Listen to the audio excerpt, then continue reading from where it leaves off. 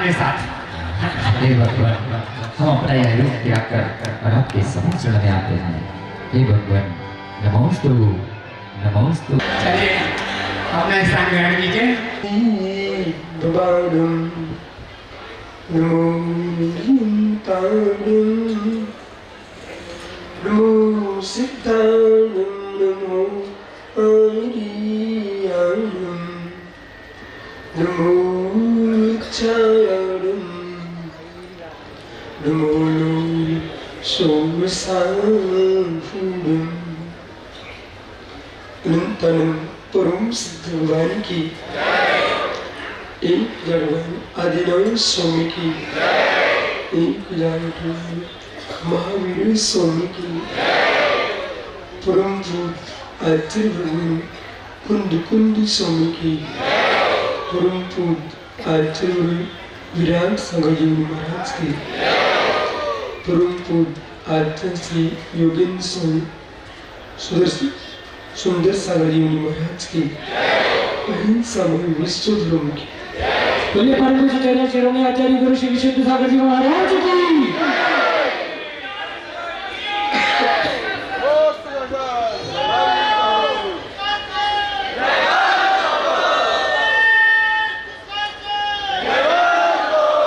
अत्यर्थम तत्यदेव दब्बं कुशक्तभंगं आदेश श्रेणेशं भूतु।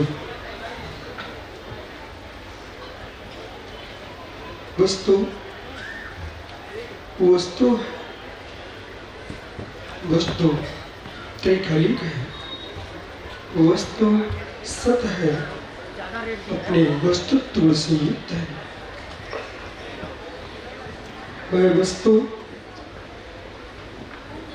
स्कंदभूत है, वस्तु परमाणुभूत है। स्कंधों का समूह महास्कंध है, अणुओं का समूह स्कंध है। भेद को प्राप्त है जिसका अपना विभाग नहीं है, उसका नाम अणु है। संपूर्ण लोक की रचना अणुओं से बनती है। यह लोक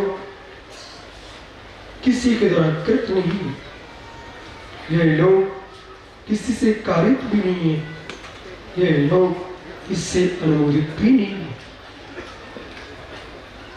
वस्तु स्वतंत्र भूत है, कोई परमाने वाला भी नहीं। परमन वस्तु का धर्म है। इस परमन धर्म में नानत्वपना है। इस नानत्वपने को जानने के लिए अनेकांत शाबाद की आवश्यकता है। भगवान सर्वदेव ने अपने दिव्य देशना में वस्तु तत्व को समझाने के लिए, समझने के लिए संपूर्ण विश्व को दृष्टि में अनेकांत दान किया है, वाणी में स्याबाद दान किया है। अनेकांत वाच्य है, शाबाद वाचक है। वाच्य के बिना वाचक नहीं होता, वो वाचक नहीं होगा तो वाच्य का बोध नहीं होगा। इसलिए ब्रह्मांड का, लोक का सर्वश्रेष्ठ कोई वाचक है, वह सर्वोत्तम अरिहंत परमात्मा है। वाच्य है, वह लोकालोक है। एक दृष्टि दूसरी दृष्टि से अनेकांत वाच्य है। जो लोक में वस्तु है वह सामान्य विशेषात्मक है। सामान्य रूप वस्तु है, विशेष रूप वस्तु है। बिना सामान्य के विशेष नहीं होता, बिना विशेष के सामान्य नहीं होता है। सामान्य विशेषात्मक वस्तु को जानने के लिए आपको अनेकांत साधना की आवश्यकता है। सामान्य निरपेक्ष विशेष का अभाव, विशेष निरपेक्ष सामान्य का अभाव। सामान्य सामान्य देखते हैं, वो सामान हो नहीं सकता। विशेष विशेष देखते हैं, वो विशेष हो नहीं सकता।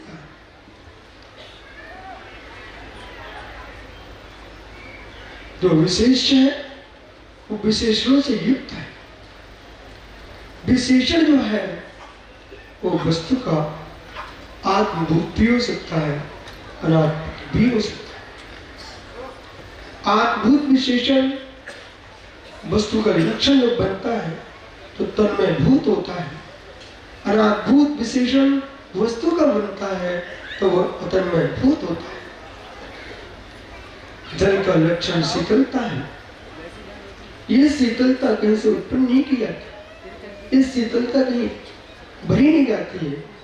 जो तन्मय भूत है, ऐसा लक्षण है, एक वस्तु का धर्म है। जीव का लक्षण ज्ञान दर्शन है। ज्ञान दर्शन जीव ने कहीं से प्राप्त नहीं किया है, कहीं से लेके नहीं आया है, कहीं से मांग के भी नहीं आया है। जो जीव नहीं समझते हैं वे व्यवहार की दृष्टि से एकांत से बोलते हैं, हमने अपने गुरु से ज्ञान प्राप्त किया है। यथार्थ में आपने गुरु से कभी ज्ञान प्राप्त नहीं किया, आपने गुरु से जानकारी प्राप्त की है। ज्ञान कोई दे ही नहीं सकता।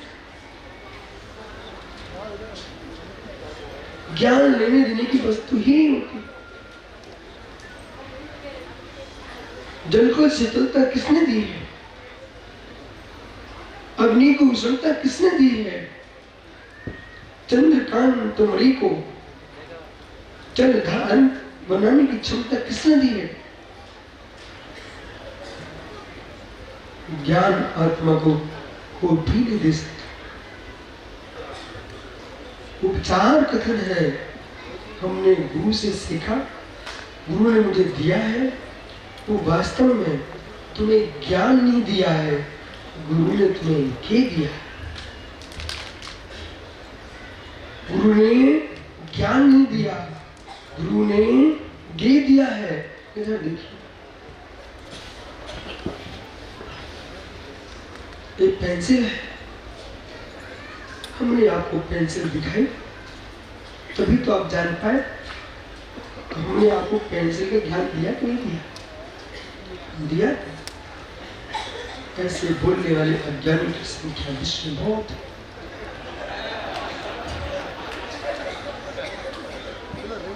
ऐसे बोलने वाले की संख्या विश्व में बहुत है। एक पेंसिल मैंने उठाई, आपने इसको जाना तो ये कथन चलता है कि आपने मुझे ज्ञान दे दिया है। मित्र, मैंने ज्ञान नहीं दिया है, हमने आपको खेल दिखाया है, आपने अपने ज्ञान से जान लिया।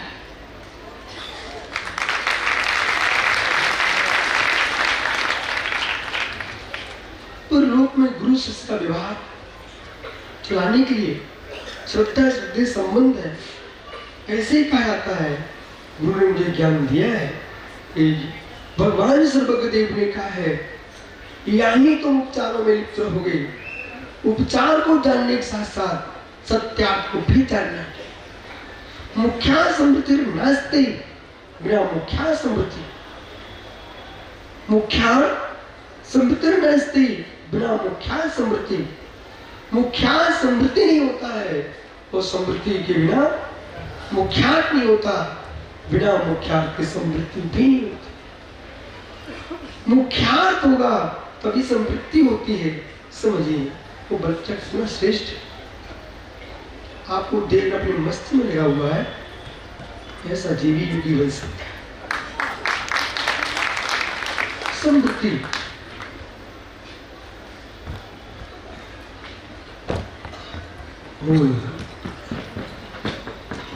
ऐसा लगता है कि अनुपम चक्रवर्ती बैठा है, लगता है बैठा है। उपमान चल रही, उपमेय नहीं है, उपमेय कुछ अलग है, पर उपमा इसलिए दी गई है, चक्रवर्ती होना चाहिए इसलिए उपमा दी गई है। परंतु इसे चक्रवर्ती मान लिया तो मुख्य चक्रवर्ती का क्या हुआ?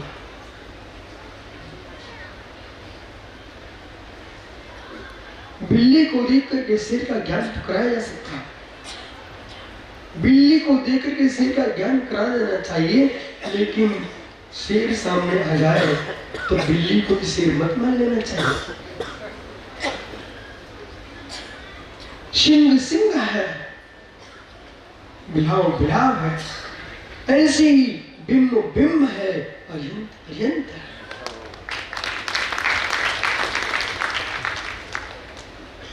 मुख्यार्थ कुछ समझने के लिए समृद्धि का प्रयोग है, तो मैंने आपको ज्ञान दिया,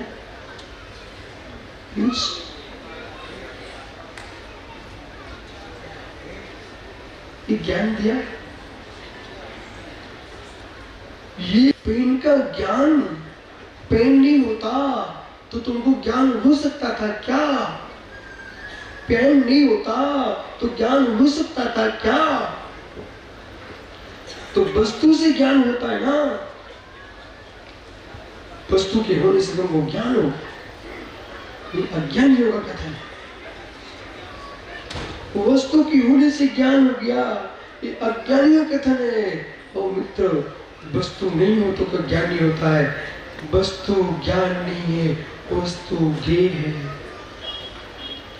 अर्थ से आलोक से जैन जिनेश्वर देव ने जिन मत में ज्ञान का कारण नहीं कहा है।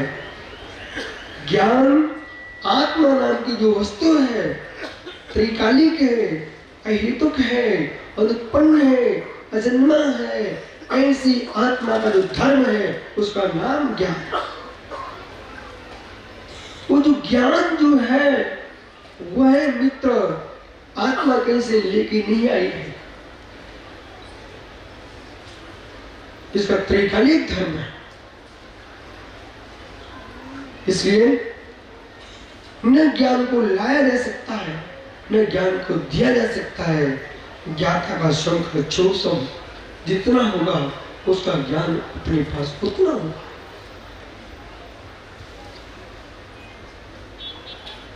लोक में कोई अल्प ज्ञानी है, कोई मध्यम ज्ञानी है, कोई उत्कृष्ट ज्ञानी है, परंतु केवल के सामने सभी अज्ञानी हैं।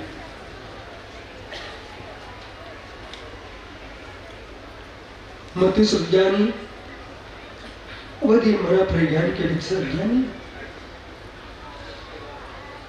मति ज्ञान के अपेक्षा से अवधि मना प्रज्ञान विशिष्ट ज्ञान है। केवल ज्ञान के सामने वो भी ज्ञान है। इसलिए ज्ञानियों किसी भी सूक्ष्म ज्ञान को देख करके किसी भक्त जी की अवहेलना नहीं करें। ज्ञान के मध्य में आकर के एक सूक्ष्म ज्ञान है, कब मस्तिष्क की नस फट जाए, आदमी पागल हो जाए, सबके दिन एक नहीं होती है। इसलिए ज्ञान का मत नहीं करें। नस फटने के बाद भी आत्मा ज्ञान शून्य नहीं हो जाएगी। नस फटने के बाद भी आत्मा ज्ञान शून्य नहीं हो जाएगी। ओहो, बल्ब फीज हो गया, लाइट नहीं चलेगी। बल्ब फीज हो गया, लाइट नहीं चली गई, ऐसी ही नस फट गई है, आत्मा ज्ञान शून्य नहीं हुई। ज्ञान देह का धर्म नहीं, ज्ञान इंद्रियों का धर्म नहीं, ज्ञान द्रव मन का धर्म नहीं, ज्ञान तो ज्ञाता का ही धर्म है। ज्ञाता के बिना इंद्रिया नहीं, ज्ञाता के बिना मन नहीं, पर ज्ञाता इंद्रिय मन के बिना हो सकता है। ज्ञाता इंद्रिय मन के बिना हो सकता है। वो ज्ञाता कौन है? वो ज्ञाता सर्वत्र अनंत है, सिद्ध परमात्मा है, जिसके तन भी नहीं है, इंद्रियां भी नहीं है, मन भी नहीं है, पर ज्ञान का विनाश नहीं है। इसलिए ज्ञानियों, परमेश्वर जो है निर्गुणी नहीं है।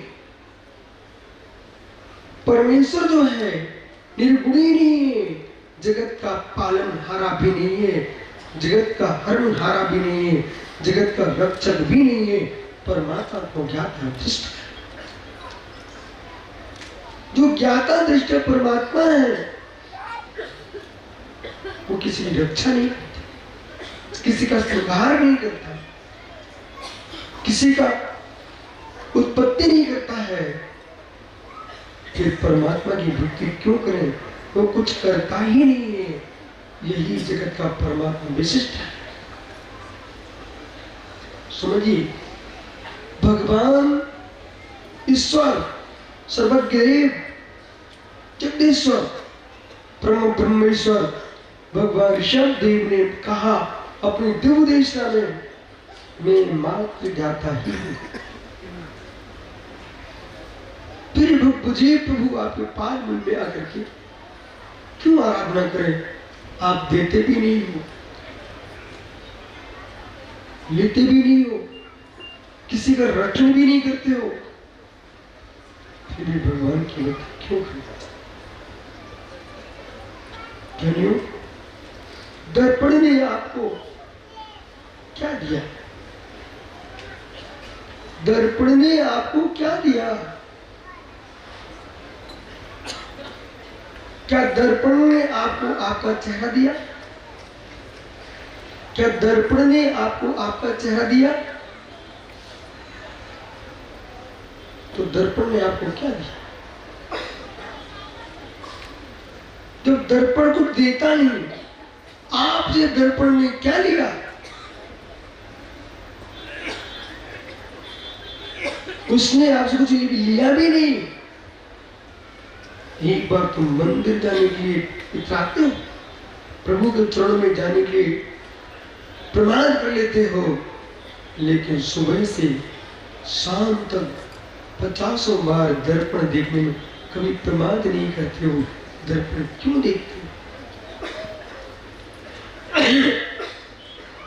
जब दर्पण लेता नहीं, दर्पण देता नहीं, फिर भी दर्पण के होने से तुम अपना चेहरा देख लेते कि नहीं देख लेते हो? और लड़ी कालोज को तुम पहुंच लेते हो। दर्पण ने चेहरा काला किया नहीं, दर्पण ने आज तक किसी के चेहरे को गोरा किया नहीं, फिर भी जगत दर्पण के पास जाता है। ऐसा क्यों? ऐसा क्यों? जब दर्पण लेता नहीं, दर्पण देता नहीं, फिर भी दर्पण के पास तुम जाया करते हो। हे मित्र, बोले स्वामी, चेहरा देख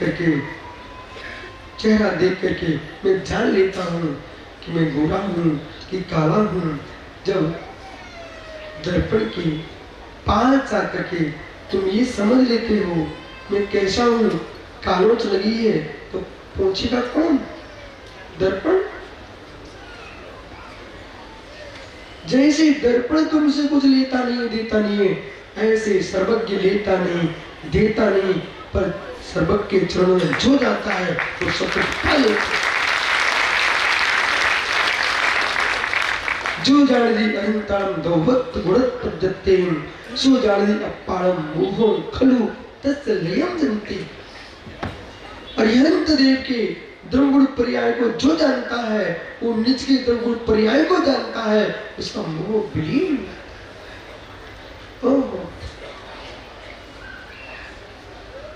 सामने आग लगी हुई है पर दर्पण में झलक रही नहीं।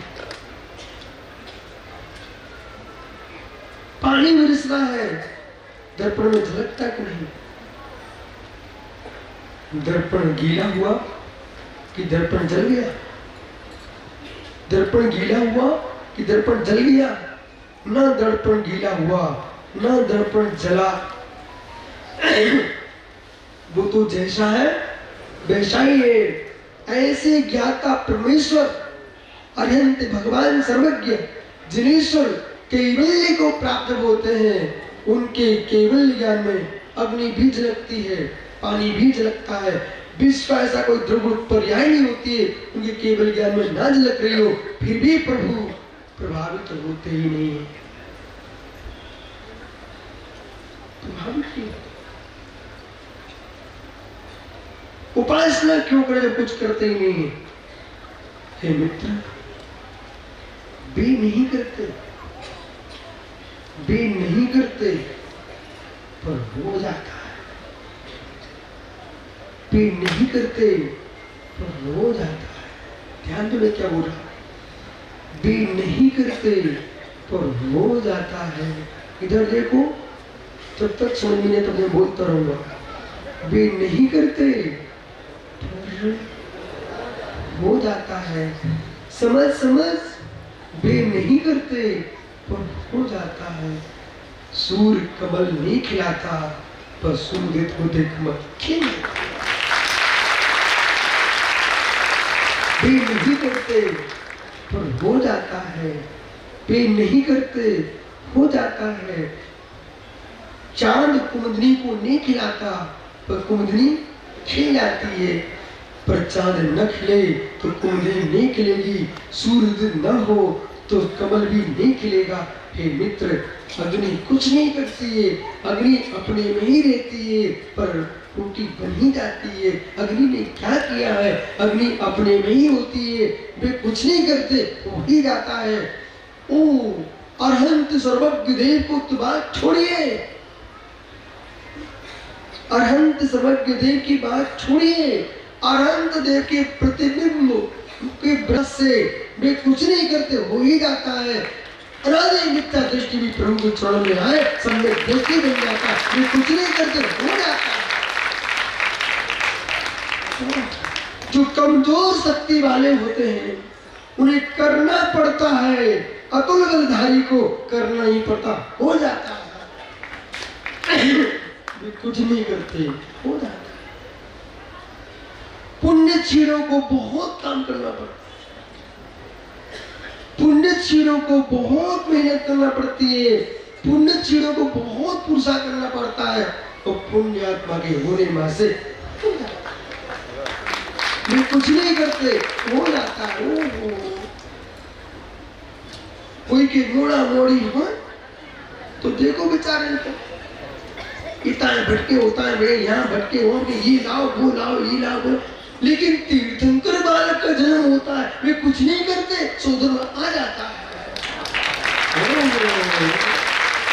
कुछ भी नहीं। ये पागल लोग जो करते हैं, ये पागल लोग जो करते हैं, वे कुछ भी नहीं करते हैं, हो जाता। मैं तो इसी सिद्धांत पर जीता हूं। तुम पुण्यात्मा बन के आओ, तुम्हें करना कुछ नहीं पड़ेगा, करने वाले मिल जाएंगे। नहीं मानो मेरी बात को, उन माताओं से पूछो, ये कुछ नहीं करती।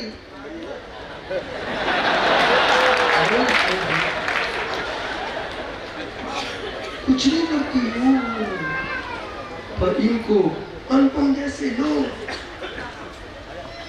वो बेचारी अनपढ़ा मुझे छाप क्यों ना हो, तभी टीचर की अरे पंडितानी कहलाती, डॉक्टर नहीं कहलाती। ये कुछ नहीं करती, हो जाती है।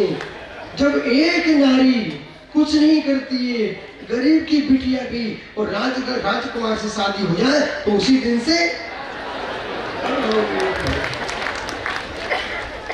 जब गरीब की बिटिया को इतना विश्वास है कि राजकुमार से शादी कर लो तो मैं अपने आप में सम्राट की पुत्र वधू, वो भविष्य की युवराज की पत्नी, वो भविष्य के सम्राट की पत्नी बन जाऊंगी, पट्ट महिषी पद मिल जाएगा। जब इतना एक नारी को विश्वास हो सकता है तो साधु को कितना विश्वास होना चाहिए। वे कुछ नहीं करते, रोटी बड़ी मिल जाती है। कुछ नहीं करना चाहिए।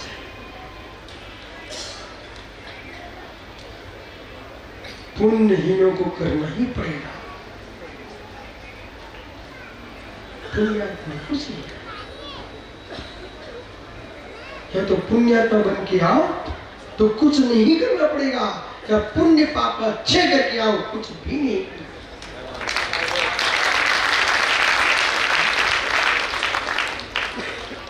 मैं उस परमात्मा को नमस्कार करता हूँ जो हमारे नमस्कार से खुश नहीं होता है।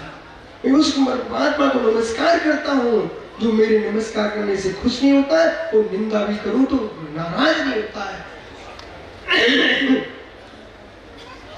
नहीं वे परमेश्वर हमारे कि 2 अगरबत्ती पे प्रसन्न होते हो, नहीं वे हमारे परमात्मा जो मेरे मित्र आलोचना पर नाराज होते हो। यह परमात्मा 3 लोक के नाथ, न पूज्या तो वीतरागी, न निंदा न ध्यान करे, तथापि पूर्ण स्थिर न पुनातित्तम दुर्ताम निभ्या। अपने चित्त को पवित्र करना। दर्पण कभी किसी का गाल पहुंचने नहीं जाता, दर्पण किसी के गाल पहुंचने नहीं जाता, दर्पण किसी के गाल छिपाने भी नहीं जाता है। तुम्हें देखना तो आप देख लीजिए, अपने विमान से पहुंच लीजिए। ऐसे मित्र प्रभु के ज्ञान में झांक लीजिए, अपने निज के भगवान को पहचान लीजिए।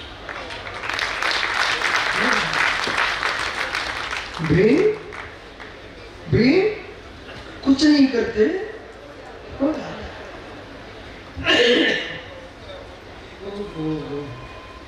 बेटियों कभी इधर उधर भागना नहीं।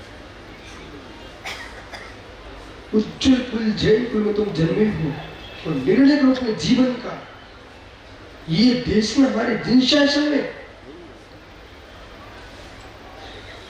कि तुम्हें खिलाने वाला अपनी माँ के घर में पढ़ाई करने लगा है,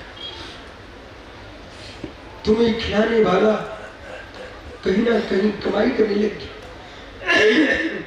अनुपम भाई पहले कमाना सीखे थे कि शादी हो चुकी थी। अनुपम भाई पहले कमाना सीखे थे कि शादी हो चुकी थी। बहुत बढ़िया, कितने भाग्यशाली हो, पिता की पुत्री हुई, कितनी भाग्यशाली पुत्री हुई। कमाने वाला उसका नौकर पहले से बन चुका, तो कुछ नहीं करते।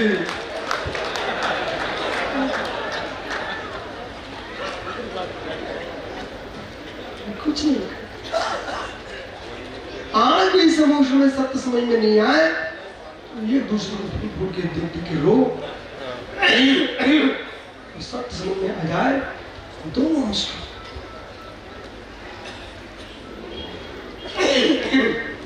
और कभी जीवन में अपनी सासुओं को गाली देते।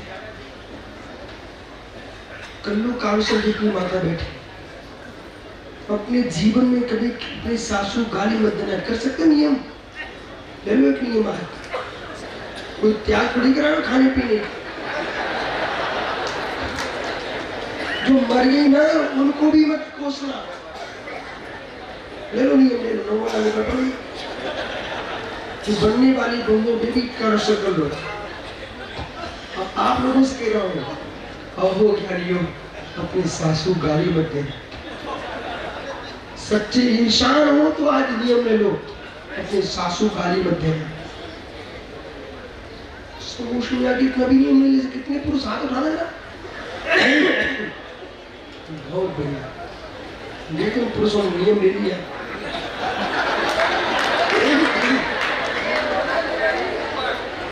अब प्रश्न आप कर सकते हो, ऐसा नियम क्यों चल रहा है? ये कौन सा बड़ा नियम है? बहुत बड़ा नियम है, जिसने तुमको इतना बढ़िया बच्चा तुम नौकर भी खरीद के लाते करोड़ों का, वो भी ईमानदार से काम नहीं करता। ये तुमको किसने दिया? सासू ने दिया है। तो बेटियों कभी सासू के लिए गाली मत देना। जब जब तुम भगवान को अर्घ देने जाओ, एक सासू के नाम के भी देती कहना, ये सासू का नाम करेगा।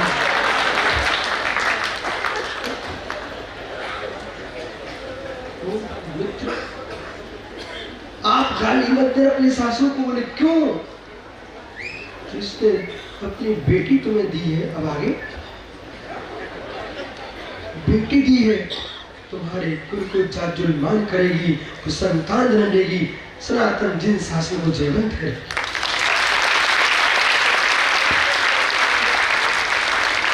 तुम्हारी सासू की बेटी तुम्हारे घर में ना आती तो कहां से सुंदर सागर जी, ये सुंदर ना होते, क्या सुंदर मन चले जाते, ये सुंदर सुंदर मजाक दिख रहा है। इधर आरका अम्मा कहाँ है? ये आरका बैठी यहाँ पर, ये सब कहाँ से आई है? यदि किसी देश में किसी एक की बच्चा हो, उनको तुम भेंट लेके पहुंच जाया करो, तो लोग कहें क्या ये लेके आए बोले, तुम्हें पता नहीं है, मैं भेंट लेके तुम्हें दिखाने के लिए आया हूँ। मैं भविष्य के जैन सावक, जैन यति, जैन सारका का भेंट।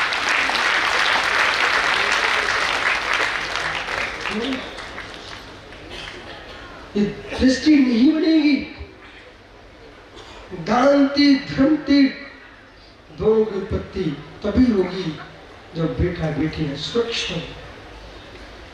ज्ञानियों, सामान विशेषात्मक वस्तु, इसलिए कथनचित वस्तु साथ अस्ति साथ नास्ति, साथ अस्ति नास्ति, साथ वक्तव्य, साथ अस्ति वक्तव्य, साथ नास्ति वक्तव्य, साथ अस्ति नास्ति वक्तव्य। ये 7 भंग है। विश्व में ऐसा कोई प्रश्न नहीं होता है इस 7 के बाहर चला जाए। इसलिए जो भारत की भूमि पर जन्मा हो, किसी भी दर्शन में जन्मा हो, किसी धर्म में जन्मा हो, यदि रतलाम आप पहुंचे, रतलाम में क्या अच्छा मिलता है खाने?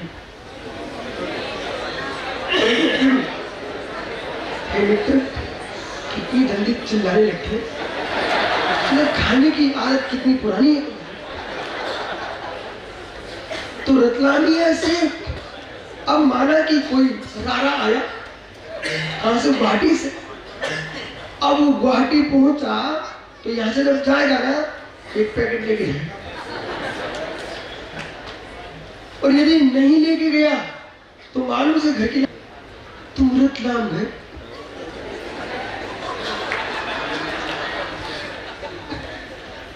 और मालूम नरेंद्र मोदी इंदौर आए और रतलाम आए, तो भाई हम जीत में तो रतलामी सेब खाने आएंगे। तो आश्चर्य कीजिए आप कि रतलाम आने पर तुमको रतलामी सेब की याद आ रही है, घर पहुंचे तो यूं चेहरा फीका करके बताओगे हम कुछ नहीं लाए। हो इसलिए ज्ञानियों, भारत की भूमि में तुम जन्मे हो, यहाँ से कहीं अन्य पर्याय में चले गए, वहाँ किसी ने पूछा तुम भारत की भूमि में जन्मे थे, क्या सीख के आए? अनेकांश श्यामा सीखे, हम कुछ नहीं सीख पाए, तो गए क्यों थे?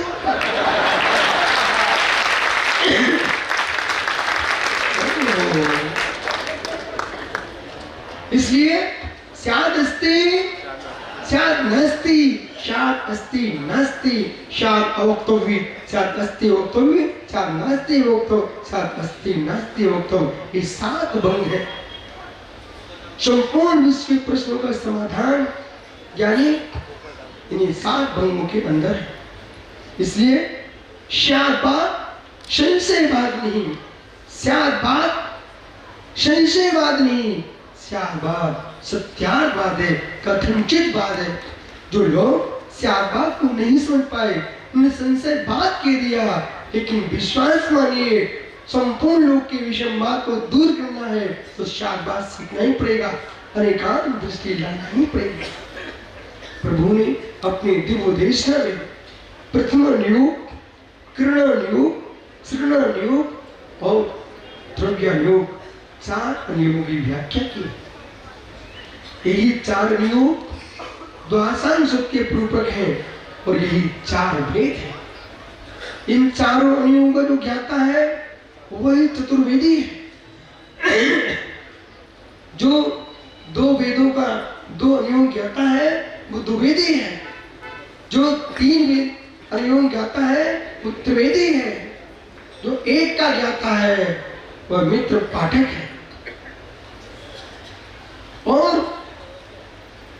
आपको बोध होना चाहिए प्रभु ने तर्कागम, शब्दागम, परमागम, ये 3 आगमों की व्याख्या की है।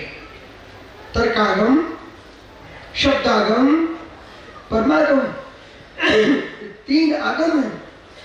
इन 3 आगम को जो ज्ञाता होता है वो त्रिविद्याचार होता है। ऐसा त्रिविद्याचार बिना शब्दागम के आपको आगम का ज्ञान नहीं हो सकता है। शब्दागम का होना बहुत अनिवार्य है। वो तर्कागम के अभाव में तुम लोग जगत को अपनी बात पिला नहीं सकते हो। अनुपम भाई, कई बैल को देखा, बीमार बैल को किसान जो है औषधि पिलाता है। बीमार बैल को किसान औषधि पिलाता है। किससे? किससे? बोलो बोलो, हाथ करके कहाँ खड़े हो गए? मुझे तो मालूम है, मैं आप सबको दिखा रहा हूँ भाई बोल रहा। बास की उसको क्या बोलते हैं लोग? लाल। क्या?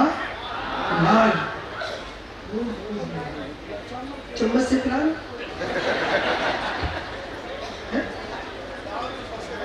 ढाल बस जाना। तो जैसे बैल को औषधि पिलाना है तो नाल चाहिए, ऐसे ही बैल जैसे मूढ़ों को तत्व ज्ञान देना तक की नाल चाहिए, शाबाश चाहिए। क्या चाहिए? नाल चाहिए। बिना नाल के बैल को औषधि नहीं पिलाई जा सकती। तर्कागम का ज्ञान होना चाहिए, शब्दागम का ज्ञान होना चाहिए और परमागम के ज्ञान के बिना ये आत्मा का शुद्ध स्वरूप का बोध हो नहीं सकता। इसे प्रभु ने तत्व ज्ञान का उपदेश दिया है। और मित्र, कभी किसी बात को खींचना मत, खींचना मत, खींचना मत।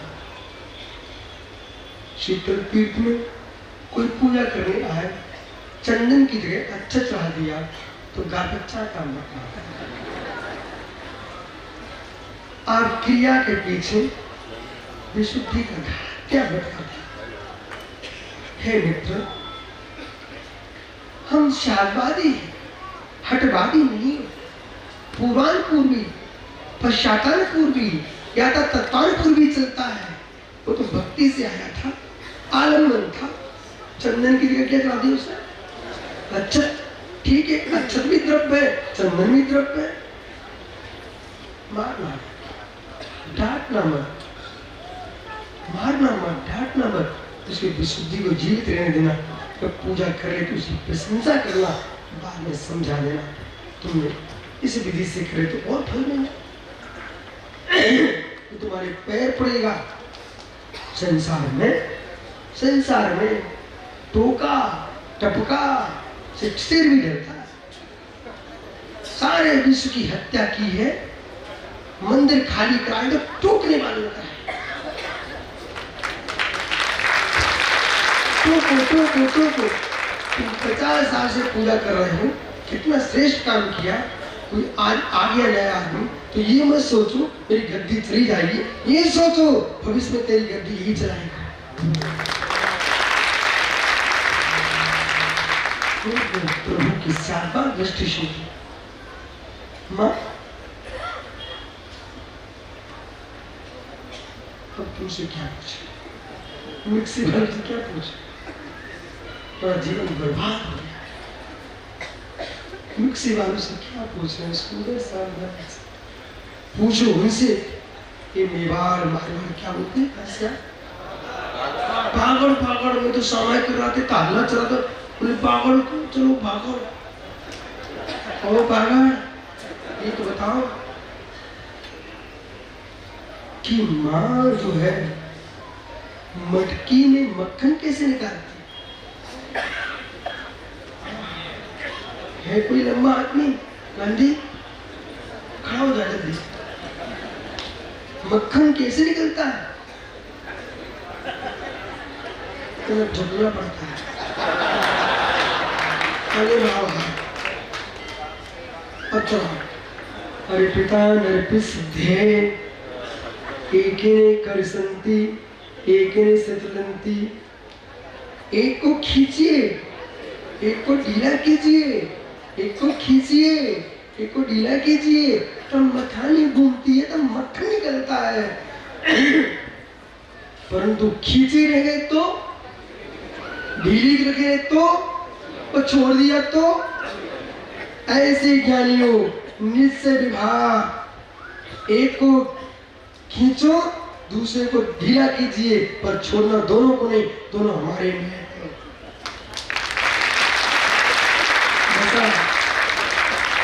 निश्चय भी हमारा न है, विभाग भी हमारा न है। इसलिए ज्ञानी समय सार आत्मा का स्वभाव है, किसी पंथ का स्वभाव नहीं है। प्रभु ने अपनी युद्ध देशना में मित्र शाकाचार श्रवणाचार की व्याख्या की है और संपूर्ण विश्व को हितकारी उपदेश दिया है। ओम। देशना देशना चल रही थी सभा में, समूह शरण में जो प्रमुख श्रोता थे श्रीमान की कौन सी गति होती है? कहो नरोत्तम, इतना कीर्तन कर भगवान बनता है। नमस्ते भगवान। प्रमुख कृपा करें कि ऐसी कौन सी भावना है जिससे हम लोकांतित देव बने। नरोत्तम या पुरुषा करो तो लोकांतित देव बन जाएगा। अच्छे से स्वामी नमोस्तु पक्ष मेरी एक जिज्ञासा है, कृपया आप समाधान कीजिए कि वर्तमान में जो मुनिराज या आचार्य भगवान समाधिस्थ हो जाते हैं वो कौन से ऊपर स्वर्ग तक जा सकते हैं? क्या लोकांतम और निर्दोष यथार्थ भाव पूर्वक भाव समाधि कर लेता है। ऐसा श्रवण अद्वित धम्मज्ञानम आज भी धर्म ध्यान के बल पर लोयंती देवोत्तम तो लोकांतिक देव बन सकता है और आत्मस्वर्ग तक जा सकता है, पंचम स्वर्ग तक जा सकता है। इसलिए नरेंद्रा का भी उत्तर हो जाता है, हे भव्य तू भी दिगंबर मुनि हो जाएगा। लोकांतिक देव काल में आचार्य भगवान श्री विद्यासागर जी की अभी कुछ समय पूर्व समाधि हुई। उस जीव का ऐसा क्या पुण्य था जो उनकी ख्याति पूरे विश्व में फैली और पूरा विश्व उनके जाने के बाद शोकाकुल है? और क्या पंचम काल में ऐसे सत आगे भी होते रहेंगे प्रभु? ईशा कीर्ति का कारण कोई कार्य करना नहीं है। ईशा कीर्ति तो तपस्वियों की आराधना करने से, साधना करने से और छठवें गुरुस्थान में ईशा कीर्ति का तीव्र उदय होता है। आपको बोध होना चाहिए, उन्होंने अपने गुरु ज्ञान सागर की संलेखना के काल में श्रेष्ठ सेवा की थी, उसका फल है वो कीर्ति को प्राप्त हुए। और वर्तमान में पंचम काल की जब तक श्वासें चलेंगी, हर 100 वर्ष में ऐसे श्रेष्ठ मुनियों का जन्म होगा। और जिन शासन निर्गंतों से शून्य न था, न है, न रहेगा। भगवान शांतिनाथ स्वामी के बाद आज तक भारत की भूमि दिगंबर मुनियों से शून्य नहीं हुई। नहीं थे, कम रहे, भले भट्टारक युग आया था, लेकिन दक्षिण भारत में नग्न आचार्य भी जीवित रहे। वे भले गुप्त रूप में रहे, लेकिन मुनि धर्म का विनाश नहीं हुआ। वर्तमान में जिन युवा युवतियों की शादी नहीं हो रही है, उन्हें किस भगवान की आराधना करनी चाहिए? नमस्ते। जो युवा युवतियां जिनकी शादी नहीं हो रही है, उन्हें मानना चाहिए उनकी भोग अंतराक्रम का क्षोभसम नहीं है।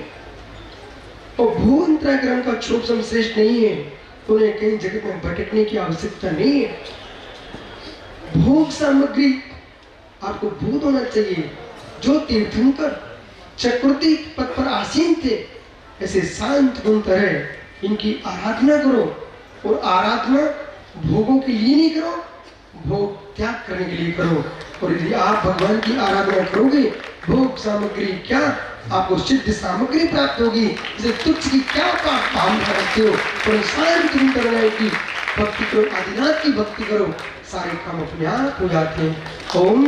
और दूसरे गदर प्रविष्टि आपको उत्तर। मेवाड़, मालवा, वागड़ सर्व अंचल के श्रावक का कौन से पुण्य का उदय है, उन्हें एक समूह शरण में दो गंधर्व परमेष्ठी की वाचना देशना सुनने का लाभ मिला है। और वागड़ अंचल के भक्तों को गुरु विशुद्ध सागर जी के पावन चरणों का सानिध्य कब प्राप्त होगा?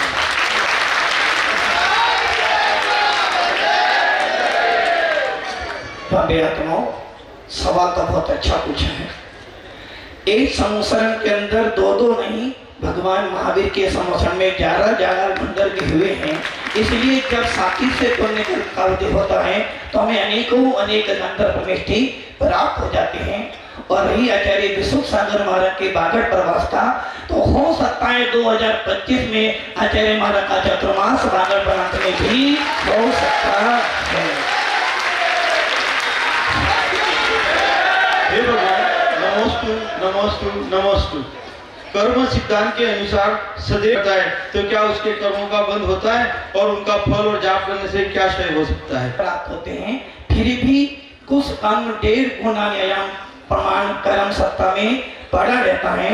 नमोकार मंत्र जपो या पूजा करो, कोई भी मंत्र जपो, मंत्र जपते समय जैसी आपके भाव विशुद्धि होगी वैसा आपको कर्म का बंध होगा। क्योंकि कर्म का बंध मन वचन काये मान बना कर्म योगा, तीनों के योग से होता है। जैसा तेरा भाव होगा वैसा तेरा कर्म बंध होगा। वो भी कषायवश एवं राग द्वेषवश अगर कोई पाप होते हैं या दोष लगते हैं तो उनका निर्मूलन जैसा हमें बताया जाता है कि कायोत्सर्ग करके हो जाता है। तो कृपया यह बताएं हमें कि क्या कायोत्सर्ग करने से वह सब पाप मिथ्या हो जाएंगे या नष्ट हो जाएंगे, और कायोत्सर्ग की सही विधि क्या है? यदि आपने कसाई की है, जिस व्यक्ति के प्रति तेरी कसाई थी, जिस व्यक्ति के प्रति तूने क्रोध किया था, मान किया था, उस व्यक्ति के पास जाकर सबसे पहले एक बार क्षमा मांग ले और अपने भावों की विशुद्धि कर ले, तो तेरा पाप क्षय हो सकता है। मात्र कायोत्सर्ग करने से पाप का क्षय नहीं होगा। और कायोत्सर्ग का अर्थ होता है काय से ममत्व का त्याग करना, अर्थात काय से ममत्व का त्याग करते हुए पंच परमेष्ठी का स्मरण करना, काय से ममत्व का त्याग करते हुए अंदर की कसायों का त्याग करना, उसे कहते हैं कायोत्सर्ग।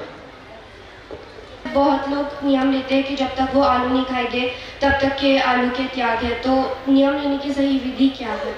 क्योंकि जो निर्गुण साधु संयमी होते हैं, जब आप उनसे नियम लेते हो तो उनकी ऊर्जा के प्रभाव से आपको नियम पालन करने की शक्ति मिलती है, जिसके बल पर आपका नियम पूर्णता को प्राप्त होता है। इसलिए नियम हमेशा दिगंबर साधु से लेना चाहिए। और यदि दिगंबर साधु नहीं मिल पाए तो आप भगवान के सामने नियम ले तो लो, किंतु जब दिगंबर साधु मिल जाए उनके चरणों में जाकर पंच परमेष्ठी साक्षी पर नियम का पालन लेना चाहिए। वो काय से हो, वचन से हो या मन से हो, किंतु भव्य आत्माओं, संसार में एक ऐसी अवस्था भी आती है जब ये जीव जब शुद्धोपयोग में लीन हो जाता है, आत्मा से आत्मा को आत्मा में स्थापित कर लेता है, उस समय उससे कोई पाप नहीं होता, क्योंकि परमत योग से पाप होते हैं। जब वो आप परमत बन जाता है तो उससे कोई भी पाप नहीं होता। इसलिए हमें ये प्रयास करना कि हम आप परमादि बने, आत्मस्थ बने, आत्मा में लीन होने का पुरुषार्थ करें तो हम पापों से छूट जाएंगे। के क्षेत्रों में बड़ी बड़ी प्रतिमाएं बनाने का पुण्य बंध कैसे मिलता है, और क्या श्रावकों को अधिक से अधिक यह कर्म करना चाहिए कि वह अपने अर्जित धन से वह प्रतिमाएं बनाकर मंदिरों के अंदर स्थापना करें? जब गोमटेक बाहुबली की प्रतिमा बनाई गई थी चामुंडा के द्वारा, तो उस नेमी चंद आचार्य के द्वारा जब प्रतिष्ठित हुई थी, उस विशाल जैन बिंब को देखकर पूरे विश्व के अंदर जिन शासन की महती प्रभावना हुई थी। और इसी प्रकार जो लोग इतने बड़े बड़े बिंब बनाते हैं, ये ध्यान रखना, जब तक वो बिंब रहेगा लाखों जीव उनके दर्शन कर कर सम्य दर्शन को प्राप्त करेंगे। और जब वो सम्य दर्शन को प्राप्त करेंगे तो तेरा भी नाम आएगा कि देखो धन्य है वो जीव जिस जीव ने ऐसा प्रतिबिंब विराजमान किया। जब हम कर्म कांड जीव कांड पढ़ते हैं तो आचार्य नेमी चंद चक्रवर्ती ने, सिद्धांत चक्रवर्ती ने चामुंड राय की भी प्रशंसा की है। भव्य आत्माओं, भगवान के प्रतिमा विराजमान करने का मतलब है कि तूने अपने कुल के अंदर यश बनाया है। भगवान के प्रतिमा विराजमान करने का फल है कि तू भी एक दिन परमात्मा बन जाएगा। नमस्ते स्वामी। तो पद्म पुराण में आया है कि केवली भगवान जब भव्यों के उपदेश देने आते हैं तो निश्चय जमीन में भी आते हैं, ऐसा हमने पढ़ा है, उसका क्या? भव्य आत्माओं, सिद्धांत कहता है जब भी कोई जीव 4 घाटा कर्मों का विनाश करेगा तो निश्चित रूप से वो 5000 धनुषों पर ही जाएगा, क्योंकि केवल ज्ञान प्राप्त होने पर ये जीव चित्रा पृथ्वी से 5000 धनुषों पर जाता है और वहां जाकर विराजमान हो जाता है। इसलिए पद्म पुराण आदि शास्त्रों में जो दिया वो सही है, किंतु सिद्धांत कहता है कि जब भी केवल ज्ञान किसी भी जीव को होगा वो निश्चित रूप से 5000 धनुषों पर ही जाएगा। नमस्ते भगवान। सबके मन में ये एक लालसा है, सब जानना चाहते हैं। धन पूछ रहा है, फिर भी हमारे जैन शासन में हर चीज का उपाय है। यदि तू धनवान बनना चाहता है तो जीवन में काम कर लेना, कभी भी सच्चे देवता गुरु की निंदा नहीं करना, हमेशा धनवान रहेगा। यदि धनवान बनना चाहता है, जब जब तेरे नगर में साधु आए उनको आहार दान देना, क्योंकि जो भक्ति करता है उसको सुंदर रूप मिलता है। और जो जिनेंद्र देव की भक्ति में पंच परमेश्वरी चरणों में लगा रहता है वो कभी निर्धन नहीं होता। इस सभा का अंतिम प्रश्न हो रहा है, समझो। एक तीर्थंकर भगवान नमोस्तु, उसका क्षयोपशम और क्षय का क्या उपाय है, और निरक्ति और निकाचित कर्म कैसे बनते हैं, कैसे उदय में आते हैं, और उनके क्षय का क्या उपाय है, कृपया समझाएं। और क्षयोपशम करने के लिए यदि आप चाहते हो तो सबसे पहले तो जो चारित्रवान मुनिराज हैं उनकी सेवा करना शुरू कर दो। और जो जीव चारित्र मुनि का क्षय करना चाहता है उसे मुनिराज तो बनना पड़ेगा, क्योंकि बिना मुनिराज बने आप श्रेणी नहीं चढ़ सकते। और जब तक श्रेणी नहीं चढ़ोगे चारित्र मुनि का क्षय नहीं कर सकते। और चारित्र मुनि का यदि आपको क्षयोपशम भी करना है तो उसके लिए आपको दिगंबर निर्गंत साधुओं की अच्छी तरह से सेवा करो तो तेरा चारित्र मुनि कर्म का क्षय हो जाएगा। और रहा निरक्ति निकाचित कर्म, ये कर्म सच्चे देवता गुरु का अवणवाद करने से बनते हैं, और एक बार बंद जाते हैं तो बर्ज लेप जैसे हो जाते हैं। किंतु इन कर्मों को भी कम करने के लिए देवता गुरु की ही उपासना करनी चाहिए। आइए महानुभावों, आप लोग बैठ जाइए। और गुरुदेव के बांसवाड़ा में वर्ष 2025 का चातुर्मास संपन्न हो गए, इस भावना से श्रीफला मार्गम स्वामी भैया यहाँ पे रखें, वही राकेश जी। और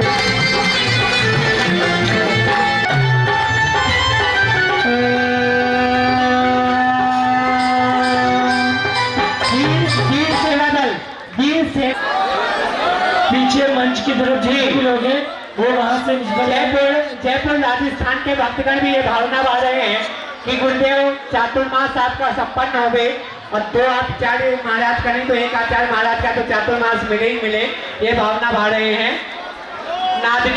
नादिनी का चातुर्मास पंचकल्याणक संपन्न हो गए, इस भावना से श्रीफल चढ़ा रहे हैं। इसी साल का चातुर्मास हो गए, ऐसी भावना से श्रीफल चढ़ा रहे हैं। और कल सुबह अभी शाम की वेला में यहाँ पर महाआरती, और महाआरती के पश्चात यहाँ पे बहुत ही सुंदर प्रस्तुति, एक विशेष कार्यक्रम यहाँ पर सायंकालीन वेला में संपन्न होगा। और कल सुबह प्रभु का मस्तकाभिषेक, कल कलशारोहण, ध्वजारोहण एवं प्रभु का मस्तकाभिषेक संपन्न होगा। जिस भगवान को आज केवल ज्ञान हुआ है कल निर्वाण हो जाएगा। अब कल यहाँ पर के ज्ञान से सूझे लोक लोक सोवाणी मस्तक नमो सदा दो धुनो हे जिनवाणी भारती कोई जपो दिन में जो तेरो सन्ना गए सो पावे सुख चैन। 9 बार संग चले ओ नीले गगन के चले चले चरणों में जो भी आता दिखे चरणों में जो भी आता दिखे अशुभ कदम चले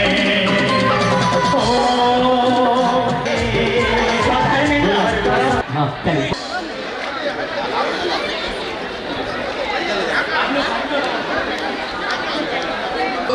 सरस्वती नमस्तु ब्रह्मवन्दिकामरुधिनी विद्यारम्भ करिष्यामि सिद्धि भवतु आरम्भ करिष्यामि सिद्धि। हिचकी आवे रे काकी याद सतावे रे हिचकी आवे यो कहो रे आवे आरती श्री श्री राजा भवदनि पाद उतार जिहाज आरती श्री श्री राजा भवदनि पाद उतार जिहाज भवदनि पाद उतार जिहाज ओ गुरु साथ हाथो चलो मैं हाथो चलो मैं हर पल तेरे साथ रहूंगा ओ गुरु साथ हारो चलो और हर पल तेरे साथ